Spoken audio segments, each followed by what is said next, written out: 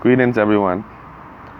Now, I just wanted to bring an update to the people regarding the South Africa land situation, how it's developing, and what were the latest incidences of discussion that took place. Now, many view the land redistribution as purely an issue that will impact white farm owners in South Africa. For many of us in the international community looking at the situation, we were all supporting this issue wholeheartedly because we recognized that we would be reversing some of the incidences of atrocities that shaped the current situation in South Africa and indeed the entire continent of Africa.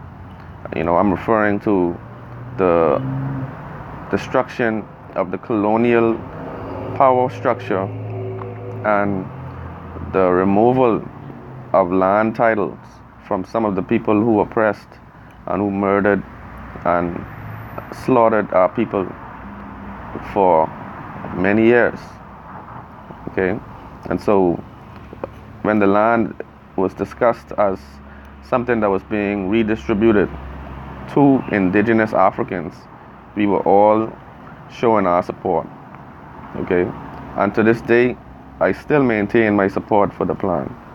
Okay, but recently I saw that there is a conflict of interest taking place, and King Zwelithini has had enough.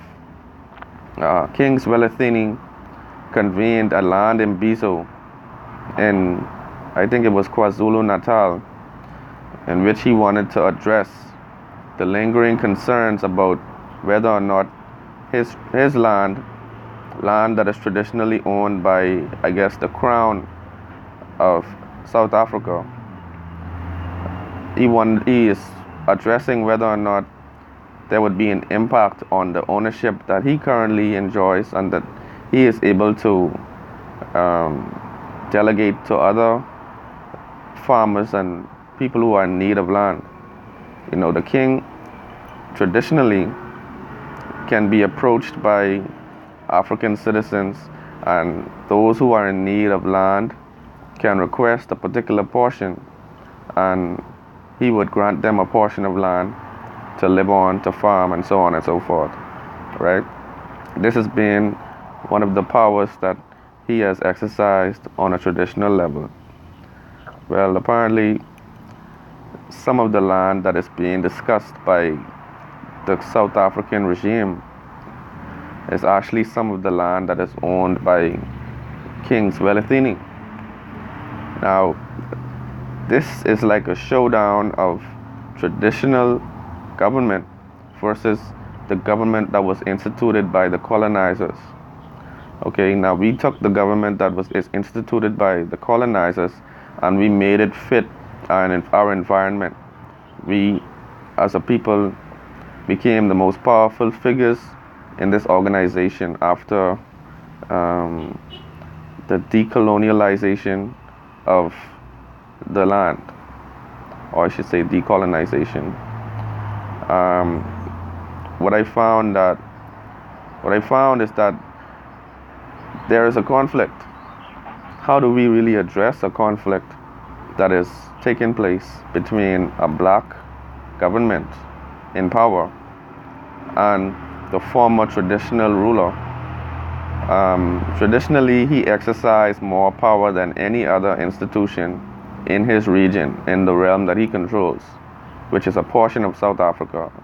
Okay, I don't think King Zwelithini was the monarch for the entirety of South Africa, but in the portion that he controls, he has, in antiquity, his family had absolute control, absolute power. Okay, so here it is now.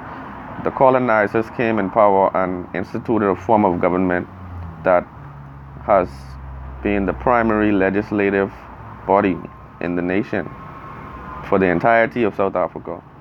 So it's a conflict. How do we resolve paying homage to traditional government and also maintaining the legislative structure that is in place.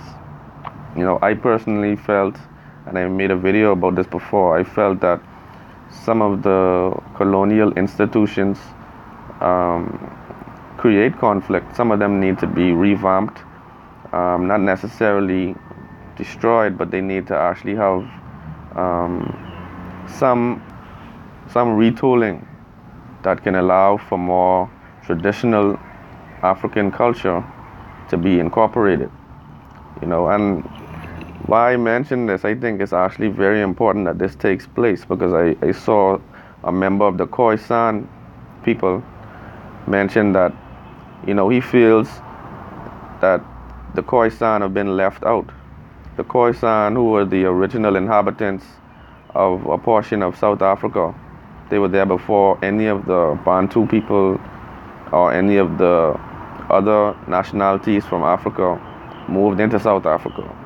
So the Khoisan also believe that they should have inclusion in decision making in the government. And so what I think this represents is the culmination of all of these struggles actually taking form in a critique of the government institution. And what really needs to happen is there needs to be more inclusion, in my opinion, of these traditional leaders, traditional people who were the original inhabitants who actually wielded control prior to colonization. There needs to be an inclusion of them in the main legislative body. There needs to be a representation from King Zwelithini. There needs to be a representation from the Khoisan people and any other indigenous people to the land. There should be a council that is inclusive of them, that can also weigh in on issues related to governance.